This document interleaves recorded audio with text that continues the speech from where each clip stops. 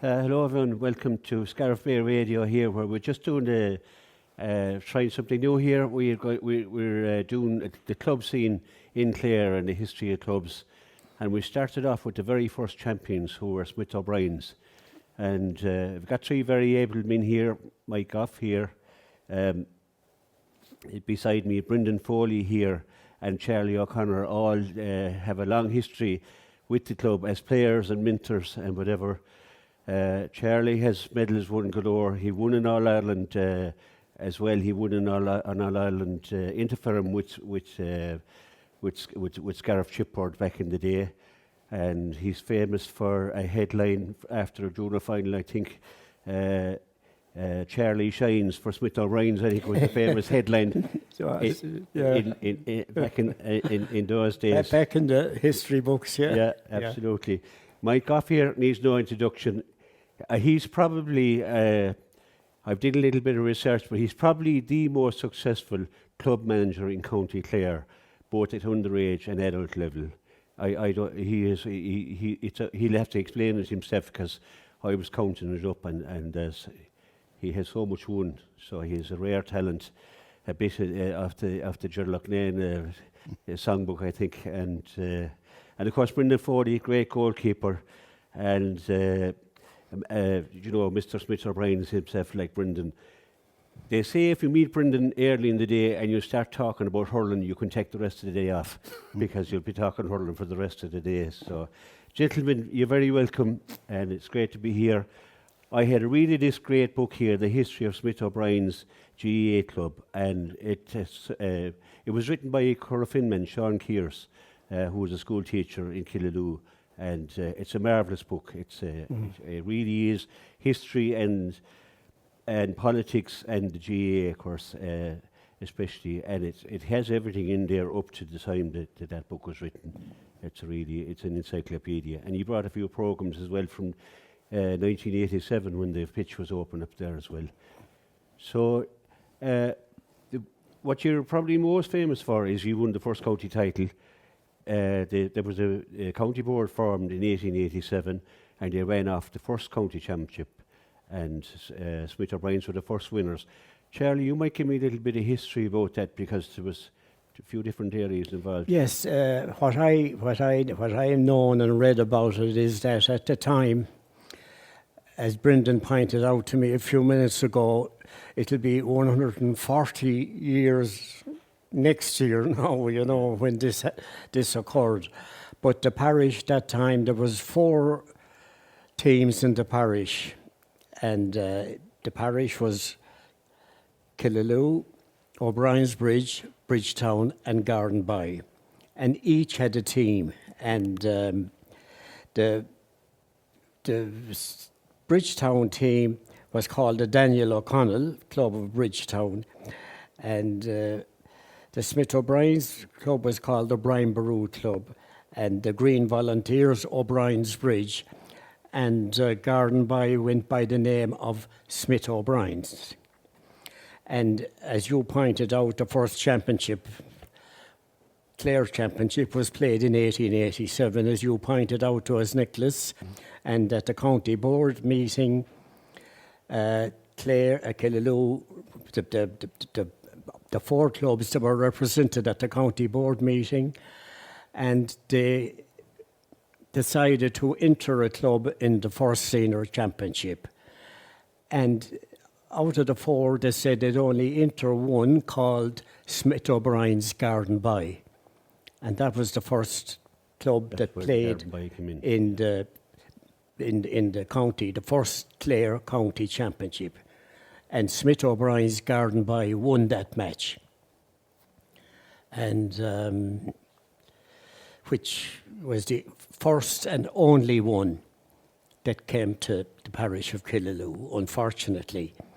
We were thereabouts in the late 50s and early 60s with some excellent teams that I, though young, can still remember the names, and being tumming to Tulla or cycling to Tulla to see them play in some great games.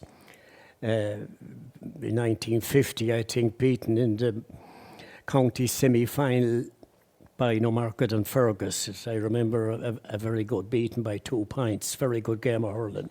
But going back to the beginning, 18, they won that, and that must have been a fantastic day for the parish to win the first, and they went on to represent, it was the clubs represented county in the All Ireland in those days, and Smith O'Brien's went on to represent Clare, and unfortunately they were beaten. I think, Mike, you said it was the semi-final, was it? No, well, to probably be the Munster Championship, wouldn't it? Munster, yeah. And they played Tipperary, the winners, the Tipperary champions. They unfortunately lost that match. Yeah. But, And so I presume it was the Munster Championship. yes, yeah, and that finished their campaign that particular year. Yeah, But a big achievement for the club, yeah. and the names of all those young men at the time will go down in history in our parish, and they're remembered, and Sean Kears has them mentioned frequently in his book here. Recorded, yeah. And things like that, and Yeah. well recorded. Yeah. And there are probably descendants of them still around in Killaloe and Gardenby. Yeah. I suppose you mentioned that they didn't win it since, like, but Smith O'Brien has achieved an awful lot at both underage and at adult level, like winning junior titles and intermediate titles, and always put out a team.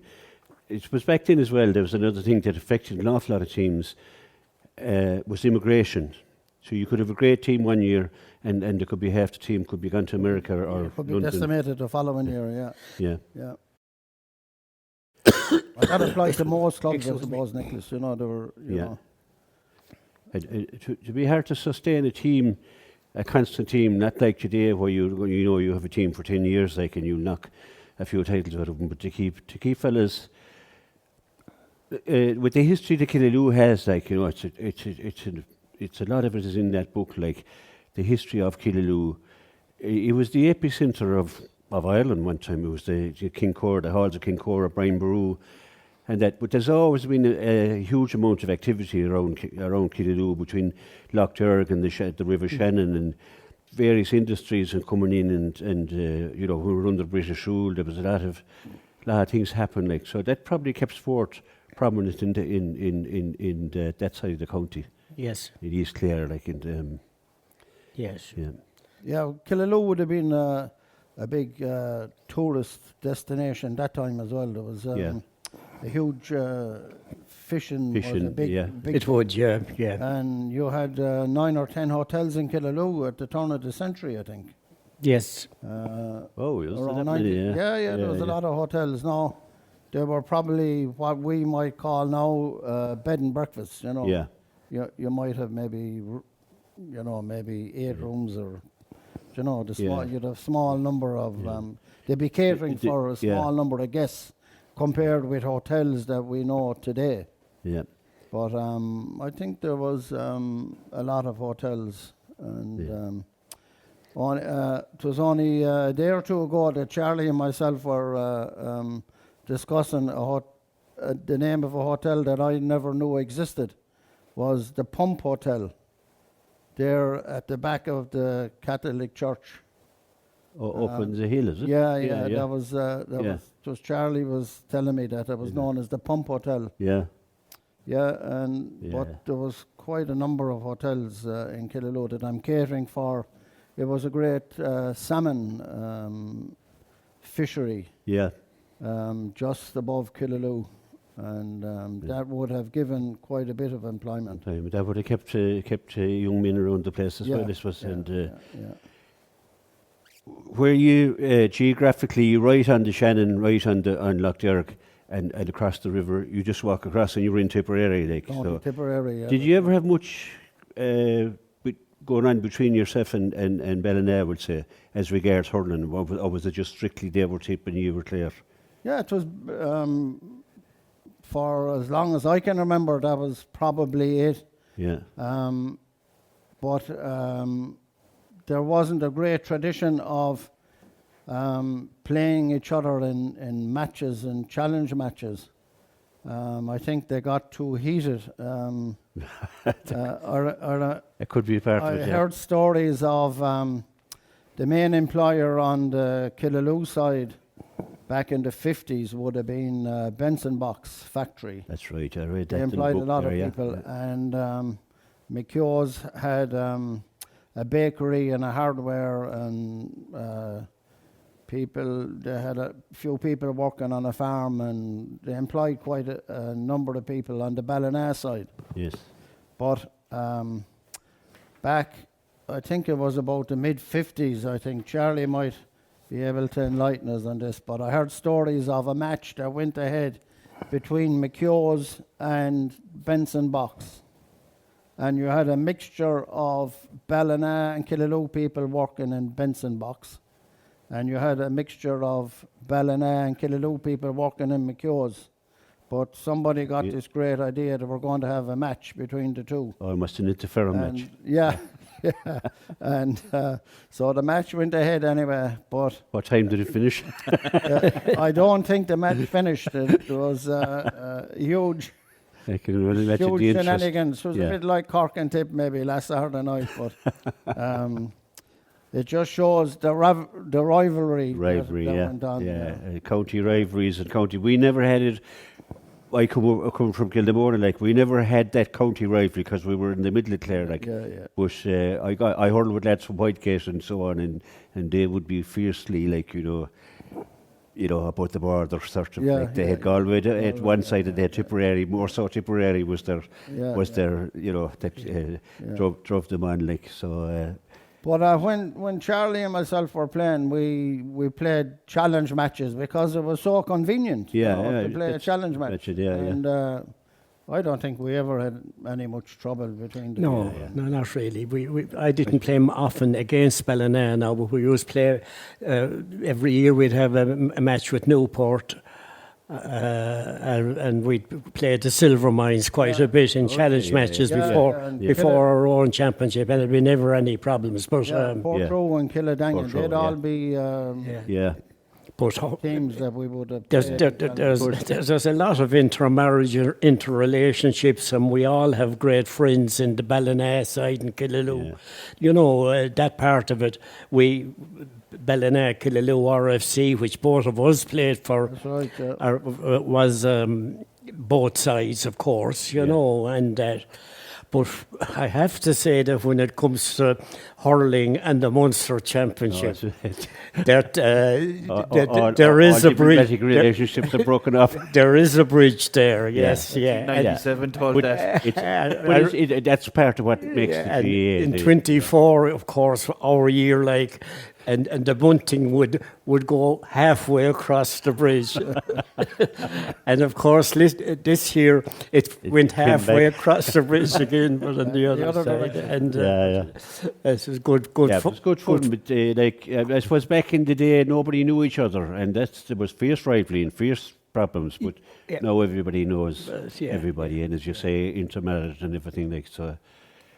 But Yeah, there was. But it might have been, Nicholas, that people knew each other too well, maybe. well, maybe that was the other. Maybe that was the other side of it. Maybe that was, yeah. brought about a bit of rivalry. Yeah, we had when I was growing up, Kilmaley was our rivals, like, and I mean the stories you heard, you couldn't believe them. If you told them to young fellas now, they wouldn't believe. But they didn't really know each other because they wouldn't have met that much only on the hurling field, and then there was open. It was warfare, like, and but it's the same everywhere. It's the same. The rivalries, Newmarket, Clarecastle, all the rivalries through the years, And you've heard there's a Scariff and Fecal. I'm sure, but there's a lot of stories to be told. I know that too. Yeah, from my time here. Yeah.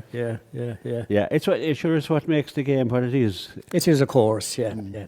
Before we move on from that great era and winning that first championship, a name cropped up there that Bob McConkey, who was a Killaloo, born and bred in Killaloo. That's right. And he went on to lift the first Liam McCarthy Cup in 1923. I believe it was the 1921 final that was delayed, probably because of the Civil War. But Bob was he born? You were telling me in Church Street. I think he was born in Church Street. They lived in Church Street in Killaloo.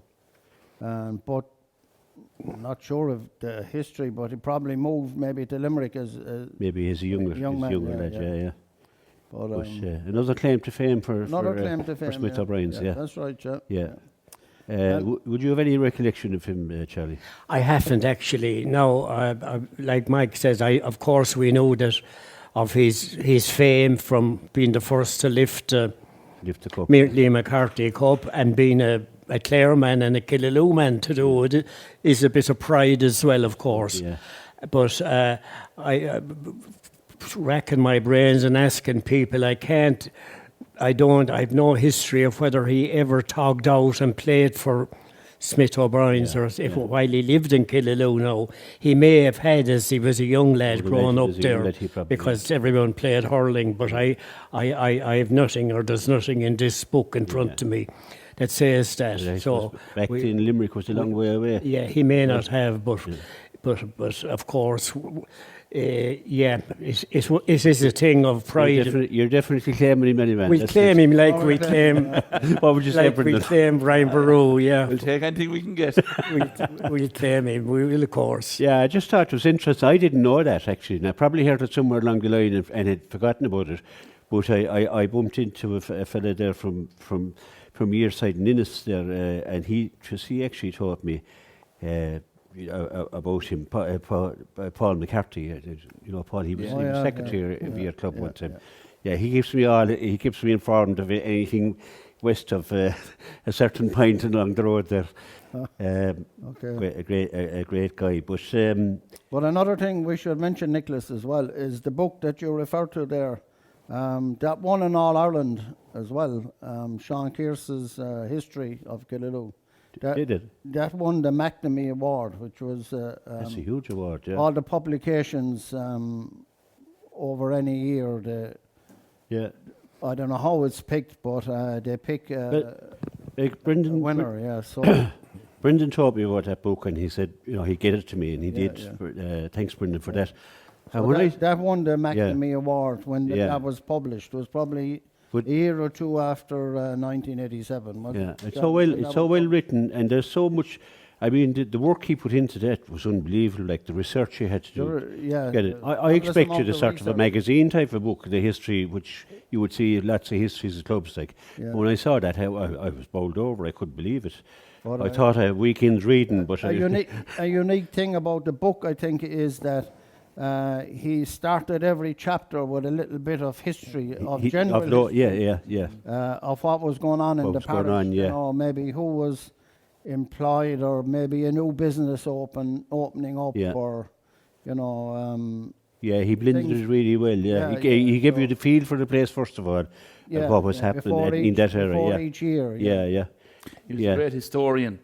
He wrote a couple of history books as well in his time. He taught us now in school. And was a good GA man.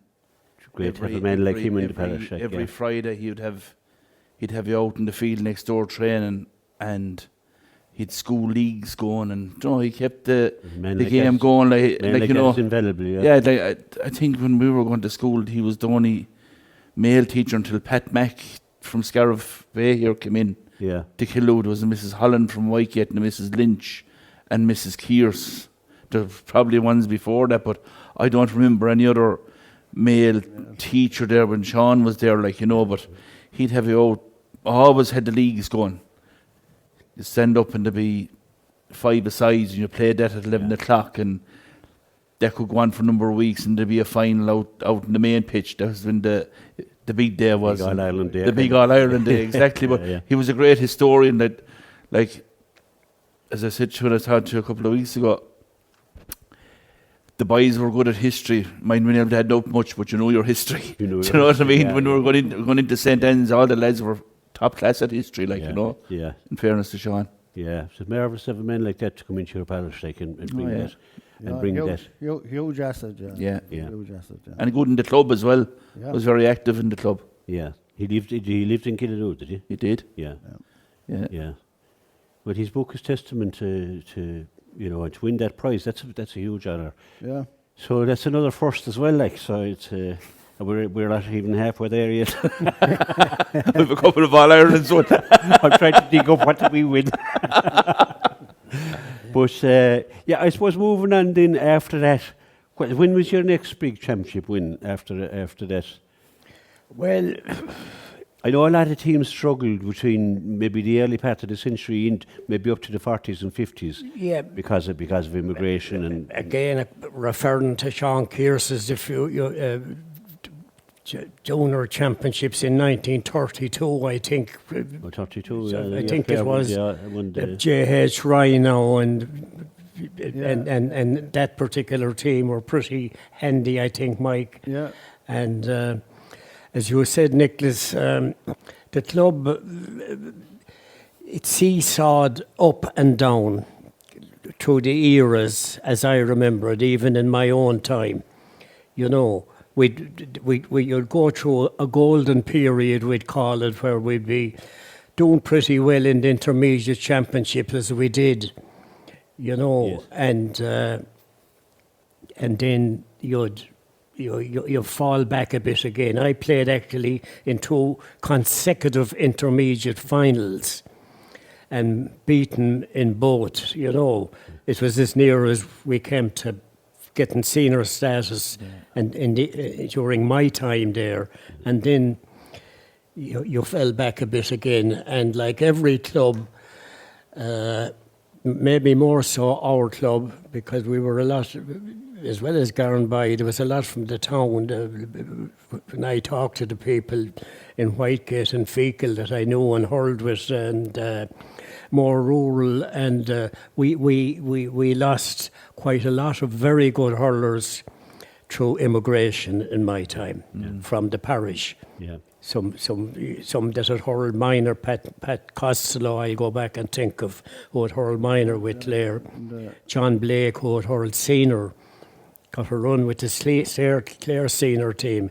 At young lads, at age of 18 and 19, Nicholas, they were gone. They were gone, yeah. And Yeah. this The economy of an area played a big part and then, yeah, it seesawed then from, but never failed to compete, and up to the present day. And I'm glad to say now, and Brendan is very much involved now at the moment as we sit here, that 'tis going from strength to strength at the moment now. The club is actually both Camogie, the girls and the boys. They're a fantastic year last year, and absolutely. Winning the facilities are improving. I looked around here; they're fantastic facilities here in Scariff, and Killaloe, Smith O'Brien's. The facilities are improving now as well in that regard with the new clubhouse and the facilities there. So. The future looks bright at the moment, Nicholas, as well now. I'm jumping the gun now, going back from those years back to the present, you know. Yeah. Nicholas, Charlie mentioned there about immigration, and 2 guys that emigrated when they were quite young, but they were pretty good hurlers, passed away recently. Michael Grimes, who emigrated probably around 20 or 21, and Michael Sheridan was another chap that emigrated around the same time. Yeah. But both of those passed away within the last 6 or 8 months. And as well, a brother of Michael Grimes would have played senior with Clare in the 50s, in 55. He was on the Clare. Was he on the 55 team? Yeah. He was, and quite a good athlete. He had a good career as a handballer. Subsequent to that in America, he played a lot of handball in America. Yeah. But he was a terrific athlete. He's coming up to 90s, I think now. He'd been maybe in his early 90s. But he represented Clare around that time. But we came very close to well, they had a bit of success. There was losers group in the senior hurling championship around the start of the 60s there. Yeah, they won the McCagney Cup, they won called the McCagney Cup in '64. It was a competition for those beaten in the first round of the senior championship. Right. They called it the losers group. Yeah. You know, like the senior B now, I suppose. but It'll probably be equal to the senior B. yeah, because the championship apparently at that time it was played like the senior Munster championship. You lose the first match and you're gone. You're gone, yeah. And they went into the hat and had another crack as it through the losers We group. kept you hurling anyway, if any team to us. Yes. Yeah. Yeah. And So isn't that what it's all about? that was a bit of it was kind of second best senior cup to win anyway. Yeah.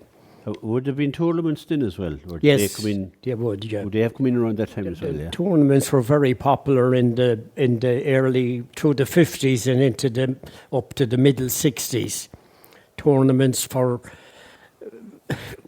suit cuttings, things like that. Watches and Watches and suit cuttings. You'd hear of different tournaments, and there'd be clubs from both sides of the bridge who'd been invited to play in them, Mike, as well as some of the Clare clubs, you know. Yeah, you'd be competing against the likes of a Han and the stronger teams and the Tipperary, North Tip teams and. I saw a picture of a medal, I think it was in that book, and there was a pin, it was on your pin onto your lapel, but apparently back in the very early days, when you won a medal, you wore your medals.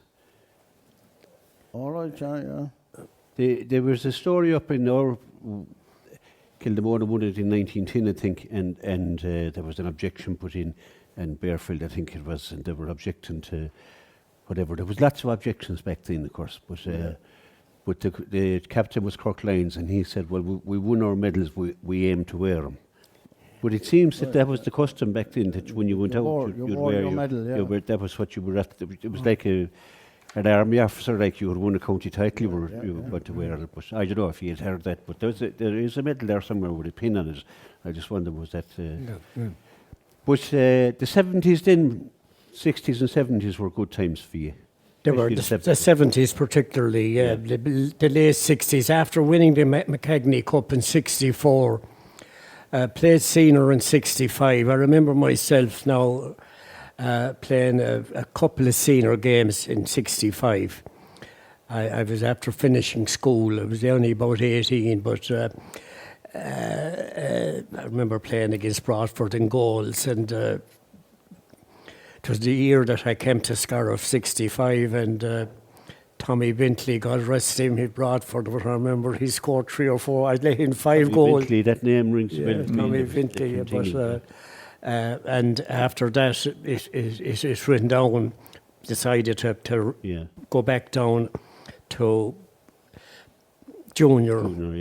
Junior was very strong in those days. Junior A. Junior teams are very strong. And yes, Junior A then.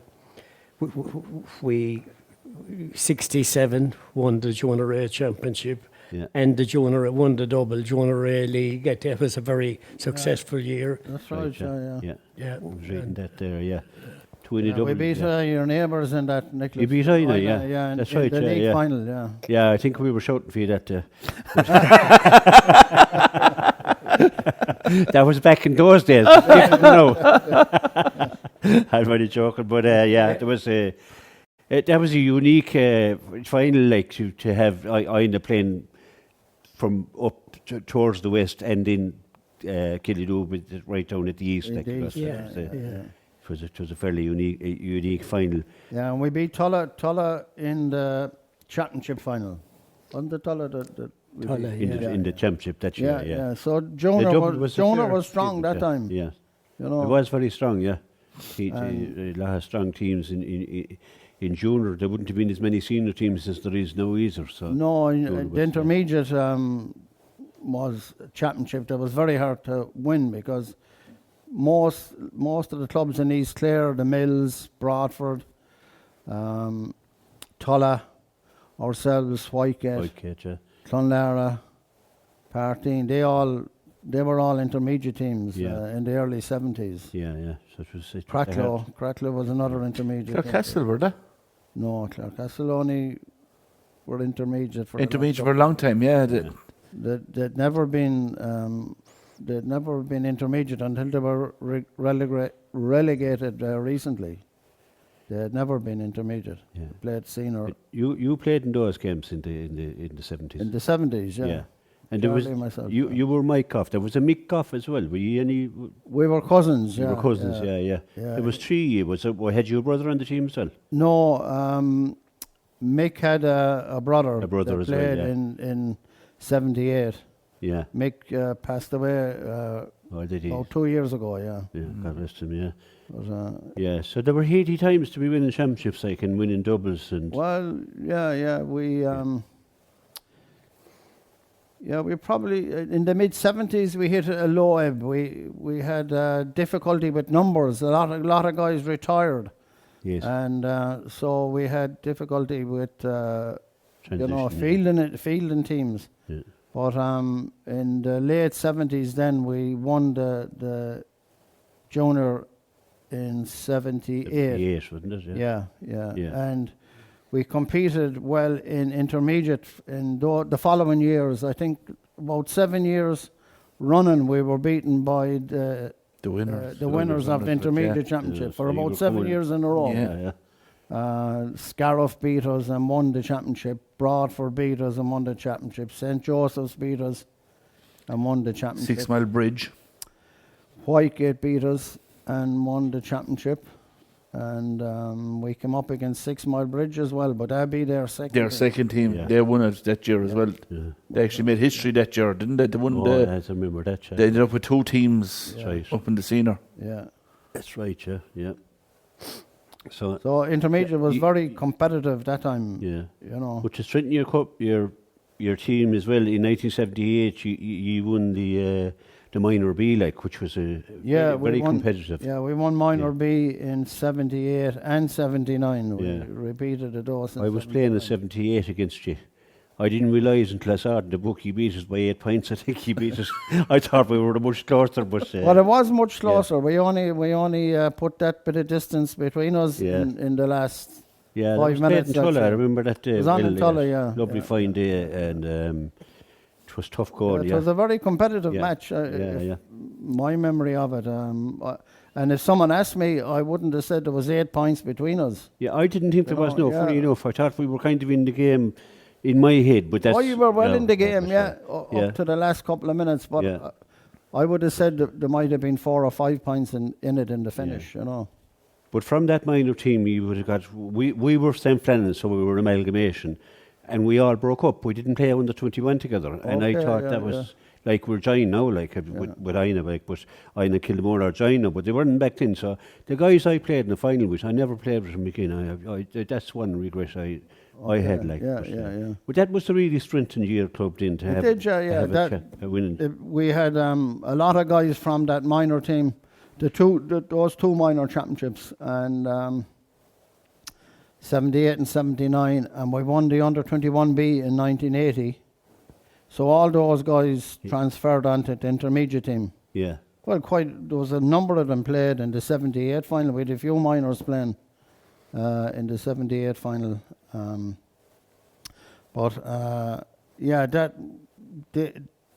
That was a huge boost to the club, you know, with all those young guys coming through, and you had a lot of natural hurlers in that group. Yeah, I you know, remember you there were had- some great hurlers in it. yeah, you had the 2 McCarthy's, Eamon and Mike McCarthy, and you had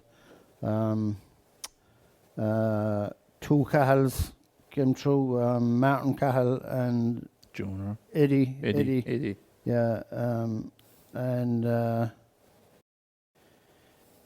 Yeah, so that was a good boost, and as I say, we went on and competed for the intermediate. We were a very competitive intermediate team for a good few years, you know. But with the addition of those young players coming through. Coming up behind you. Yeah, you trained an awful lot of teams. Can you put a number on the teams that you trained to win championships, not alone just train a team? Well, I wouldn't be able to. I never sat down and actually counted them out, but I was involved in a good few. Yeah. Yeah.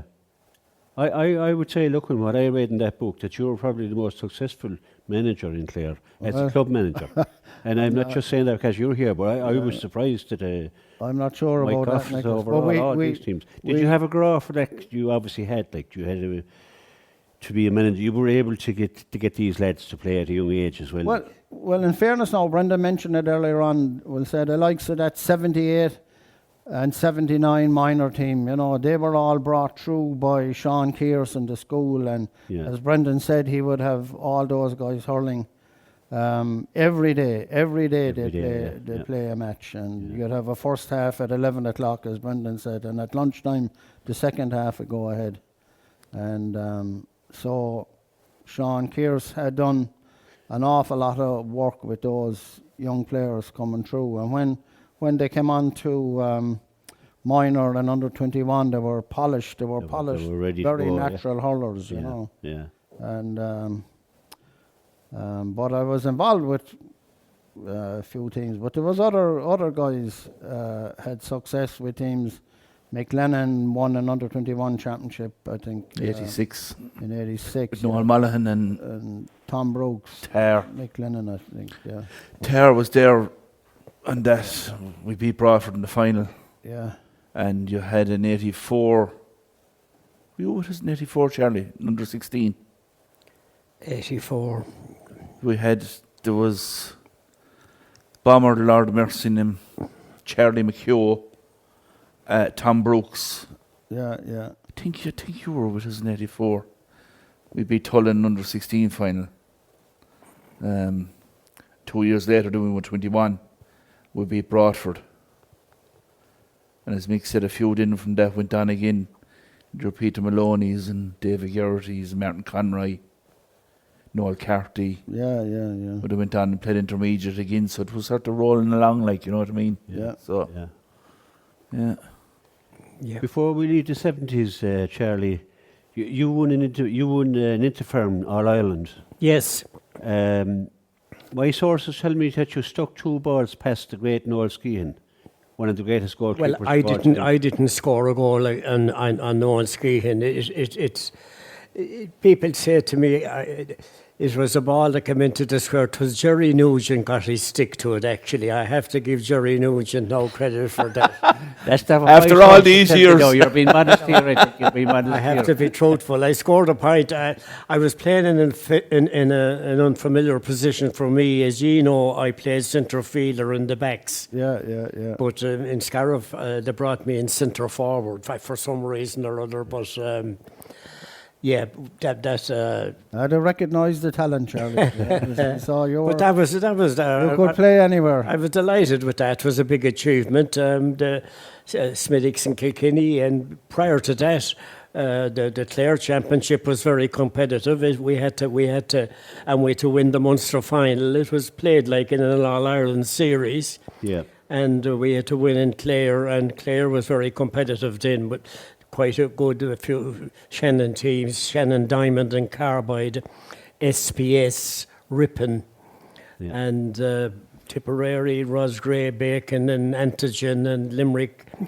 There was Cement Limited and a chicken, if I can't think of the name now, they used to, poultry factory there in Limerick. Ballymahan, was it? Ballymahan or Castlemahan. Castlemahan. Yeah. And in the Munster Championship, you'd have Fords of Cork and it would have been a big that's right. They'd have a good team. Dunlop's probably had a team. Dunlop's Fords of Cork, and in Waterford they were represented by Portlaw Tannery and Waterford Crystal. Yeah. Big good teams. Big teams as well, and that would be competitive. The Munster Championship, we won that, and Smiddix got through in Leinster, and we played them down in Bansha.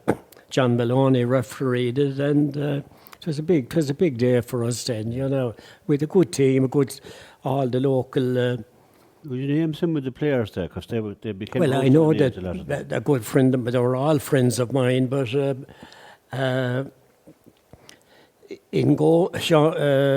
John Duggan, I was chairman of the Chipport Hurling Club at the time, and Jimmy McGree contacted me, and he said,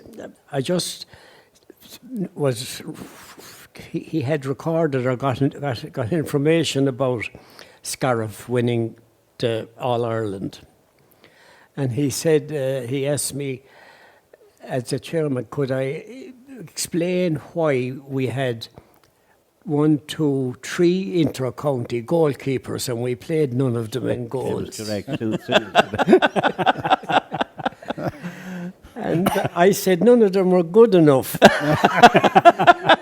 for our team. We played the best goalie we had, you know.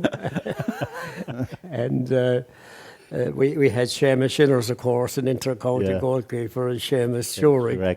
Liam Waterstone, he was a goalkeeper for Mount Shannon at the time. And we played John Duggan, you know.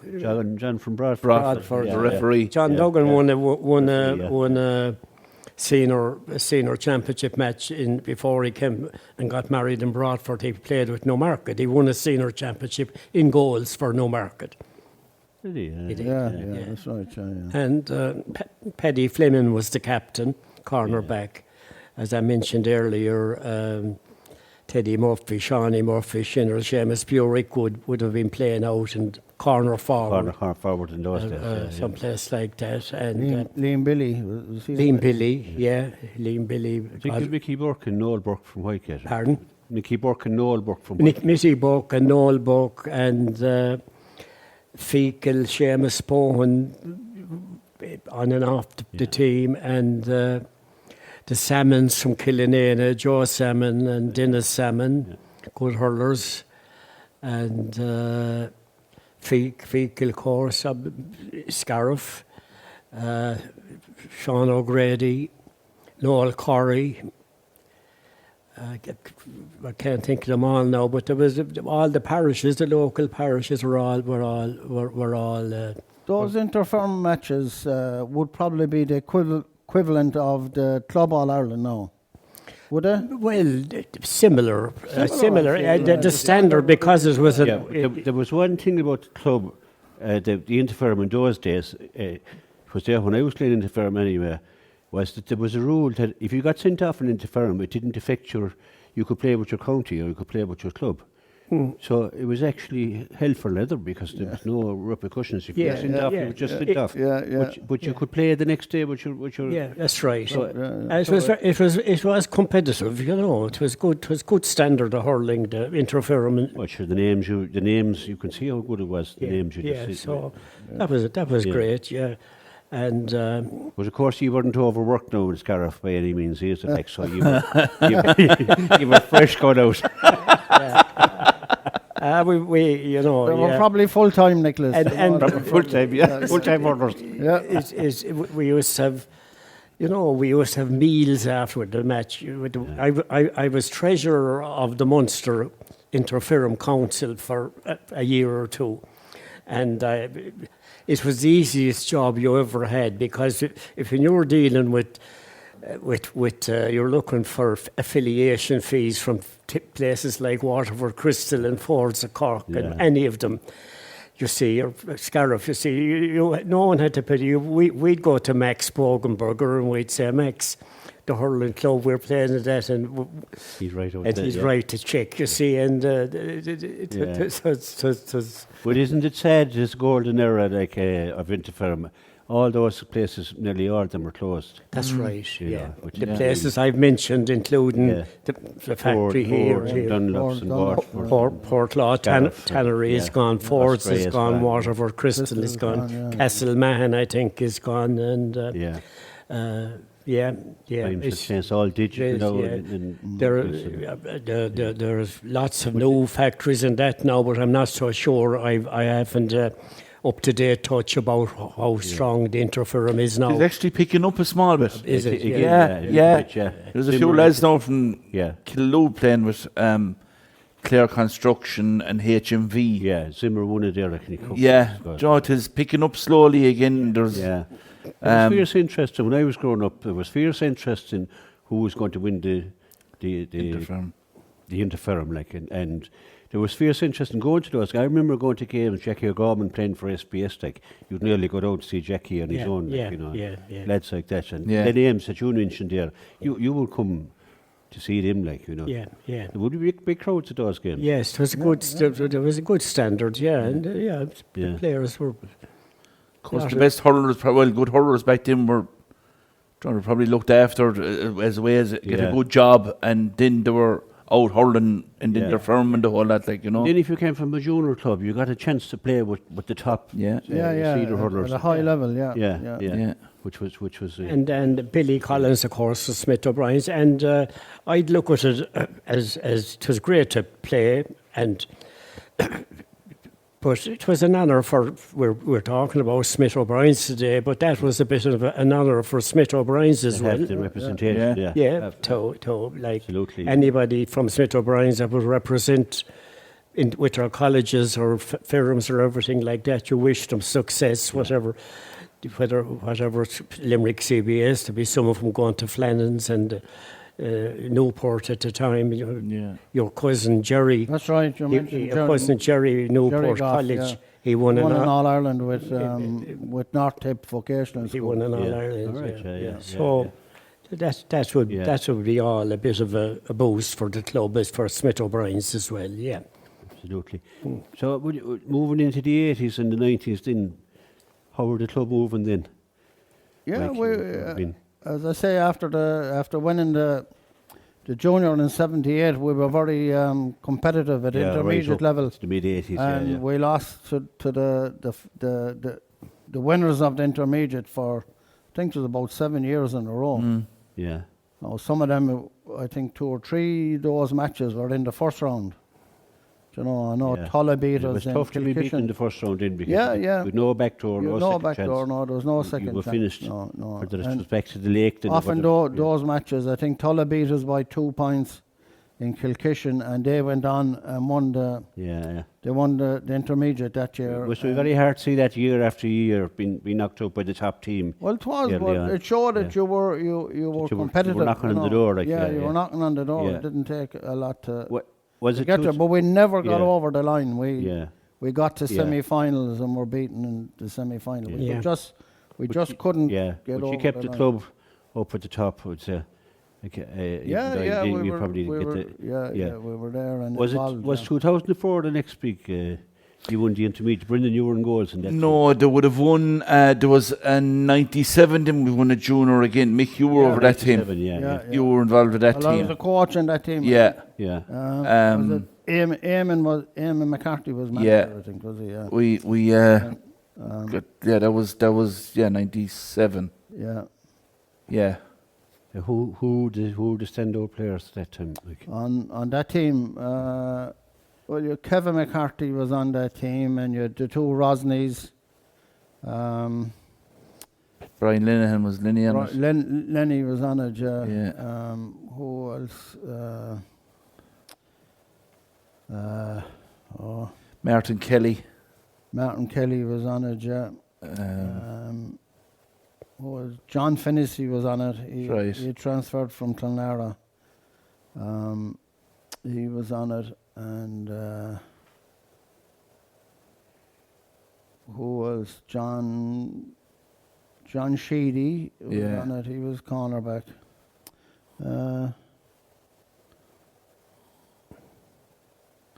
Who else would be on that team? Sure, it'll be the under-20 team that won in '86. There'll be a lot of those guys playing. David Garrity. Yeah, was Brian Carty there? Brian Carty was fullback, Deuce in the corner. He was around the team anyway. Yeah. That was it. What year was that? 97. 97. Yeah. 87. You see the program there from 87. You opened the pitch. There was the official opening of the pitch. Yeah. But that would have been a big boon to the club, like. Oh, that was a big boon, and not many many clubs had fields. No, it was a big thing. But there was the official opening, and you didn't have the Munster League matches that time. So a lot of the teams depended on those games type like of that. tournaments. Right, yeah. So So just have a look at that, Charlie, there, just the That's names the centenary one. of who turned up on the day. And that's the, this is the official opening of the picture. Oh, that's this the, one. yeah, Yeah, that was yeah. the team I was looking at. Yeah. Because those names, Peter Carmody in goals, Gerlach Nain, John Maroney, the late John Maroney from Rowan, Yeah. Michael Glynn, Micheál Glynn from Éire Óg, Michael Sola from Whitegate, John Russell from Éire Óg, centre back that time, yeah, Jamie Shanahan from Bradford, Mike Deasy, O'Callaghan's Mills. I played with Mike going to school. Victor O'Loughlin, Tacastle, Leo Quinlivan, the 6 Mile Bridge, Val Donnan, Fecal, Michael Gilfoyle, Fecal, Shamey Fitzpatrick, Kilmaley. They had won the championship in 85, wasn't it? So that's why he was there. Yeah. Sil Dolan, Wolf Tones, and Jerry McInerney, Owen McMahon, Johnny Lee, Sean Stack. Johnny Callan was only a sub. Cyril Lyons. They were all young lads, of course, then Gerard O'Loughlin and Tommy Keane. You know, a lot of them would have played the Munster final the year before. They would in 86. In 86, sure, against Cork. Yeah. Below Killarney. Oh, yeah. So anyway, they were probably trying lads as well in that game. But as you said, Michael Coleman, the late Michael Coleman, he died there a few months ago, was centre forward. Anthony Cunningham, Ian Ryan, Joe Cohen. Yeah, the two Kilkennys were on that team. The Kilkennys, that's Ali Kilkenny, yeah. Sean Tracy, Pierce Pickett, Peter Murphy was in goals. Tony Kilkenny, yeah. Yeah, Galway would have won the All Ireland sure a couple of years after that. 88, was it? Did they win it 87 in and 88. 87, 88. Yeah. Yeah. Conor Hayes was Yeah, there was a great programme on about their manager, Cyril Farrell. Cyril Farrell, yeah. It was on the Loch Gale last week. Yeah. Brilliant programme. Yeah. He, great man. Like. Yeah. But it was just memory lane. But those there, matches were very well attended at the time. There was a huge crowd at that match. Yeah. There was a big crowd. Yeah, at it would it, be a big So thing it was because a big thing. Yeah, there was a big lead up to it, and it was a marvelous and again in celebration. '87, if Clare were beaten the first round, they weren't. But when they were beaten the first round, that was it. You were gone for the year. That was it. Yeah. There's no back door Over, and no second chance. So I come up to you now, Brendan. You played in the 2004 intermediate final. A huge day for the club. Yeah. And an unusual day in that you were 9 points to 1 down at half time. That was the first day. The drawn game. The drawn game below in 6 Mile Bridge. Yeah, it was unusual really. There was the year before we got beat by Bradford above in the park in the semi-final. And listen, she talking back there about teams that were coming through, but we had a team that got beat in a minor A final by Clarecastle.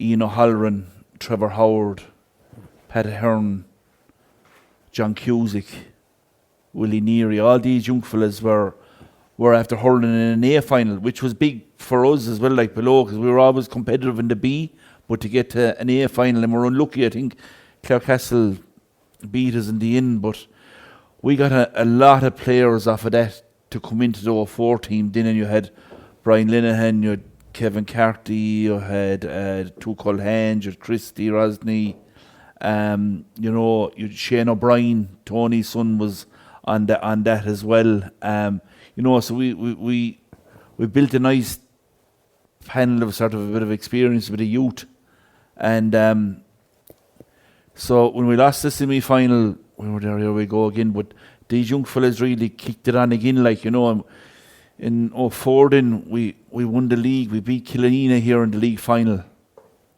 and I often said to the boys, I think they actually gave us a bit of belief, because we'd actually won something. Yeah. We'd won a trophy and sort of got over the line, and you got the winning feeling, whatever it is about Killaloe and tight matches, we just seem to, like Mick was talking there, we lost semi-finals, but we won the semi-final here against Bodyke by a point. Yeah. In that match, and then we went into the final, and we were 9-1 down at half time below on the bridge, and someone was saying that they were even. The story I heard now, you can confirm this, that Liam Dial said there was nothing said at half time. You were 8 points down, not going well.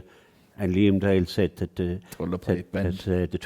Clooney Quinn had got the Tulla pipe band to play him up through Quinn Village. Yeah, that's a fact. And true. whether it was true or not, it was the spark that It was unreal because, like, you know, you could say the occasion they get us, like, you know what I mean? It was the biggest crowd we ever played in front of. The bridge was packed below. finals can do that. You know, and we, like, you know, we were just shell-shocked really, 9-1 down. There was no point rolling them ball, and we were in a situation, and it was a cool dressing room, to be honest about it. It was, like, you know, if you went the other way, you could have lost all your energy in the whole lot, and, you know, so, but no flaking tables or... No, do you know, it was... Like Mike's table, Mike. But it was funny, like, you know, people even going back there last year, even we went intermediate lads, Tom, well, what was it like when the dressing room? And it was cool. It was very cool. You know, we just said, right, look, we know we didn't turn up. We have a half an hour to rectify it. But just as we were going out, Liam Dial closed the door and stood up and he said, look, lads, and just after getting confirmation out there that Clooney Quinn were after confirming to get the Tulla Pipe Band to march them through with the cup. And that was the spark, and we had it back. Stroke. We had it back within 15 minutes. Within 15 minutes, you were Within level. 15 minutes, we were level, and they got a point to draw it. And I remember when we were training, Clooney Quinn were after losing a number of finals the year before. I think they were in 3 finals and lost them. Yeah. And we were saying, like, you know, if you just get the doubt into their head again, you know, they must have bad memories because, like, when you're beaten, when you had your hand on the cup, like 9-1 up, and it wasn't that there was a storm or anything that you'd say it was an advantage. But in fairness to the boys, they got going, and, you know, once really... you turn the tide, of course, then you have the rising tide. It's very hard to stop. Yeah, and then, like, it was Halloween then, above in the park, the replay was, and again, it was a tight game. Again, the young fellas came to the fore. John Cusey had a great game that day. I remember, side corner forward. He got a goal inside. It was a very tight, very tactical game. It was the time of the sweepers, and they played a sweeper, and we had a sweeper, and, you know, it was actually, it was cat and mouse, but the park suited us because, again, your Shane O'Brien's, your Trevor Howard's, the boys with pace could really let them off and let them do their stuff, like, you know, and, like, Ian O'Halloran was a great hurler, cornerback. Jeez, like, I'd be standing inside of there. God help your man was marking this line. Ian went on hurling county, like, as well, county minor. Yeah. But, you know, we had a good squad, and, like, that team then stayed senior for, I'd say, 10 or 12 years after. So they did. And Seamus Gleeson, another guy, he was in the Clare 21s back then. Yeah. A colossal, like, you know what I mean? So he was 6'3", 6'4", so dominant, like, you know. But they were all great young fellas that were coming through, and we were lucky that they kept the thing going in for a good number of years. Like, they got beaten in the Senior B final by Cracklow below in Wolf Tones. So they did. But I think our first game, if I'm not mistaken, when we went up senior, was against, I think it was against Kilnamona, below Wolf Tones. It could have been, I think, And I think we were in another situation. I think we were 10 or 11 down even. So we were, and we came back and won it. I think it was against Kilnamona. You want to check that down with Paul now. I think we went for a few pints that evening. But I think it was. I could be wrong now. But you could be right. Yeah, I think that was our first match below against you, and and we would have been because the amalgamation happened when. Oh, it didn't happen until 97. 97, yeah, and we actually 2007, yeah, because we played Aina in 04. We got beat by Clooney, and we had to come through a losers group, say. Yeah. And we played Aina below in a quarter final in Wolf Tones as well that year, in 04. But there was a good. It was great celebrations around the place. So it was Joe to get over the line, like, you know what I mean. Was big, and And this was. It's a sore point for me. You're intermediate champions again this year after beating 9 Kilmorney in a really tight game, a really exciting game. I was in Turkey at the time. I was listening to it on Scariff Bay Radio actually, and I could have choked Liam Doyle when he said that team were after getting the goal.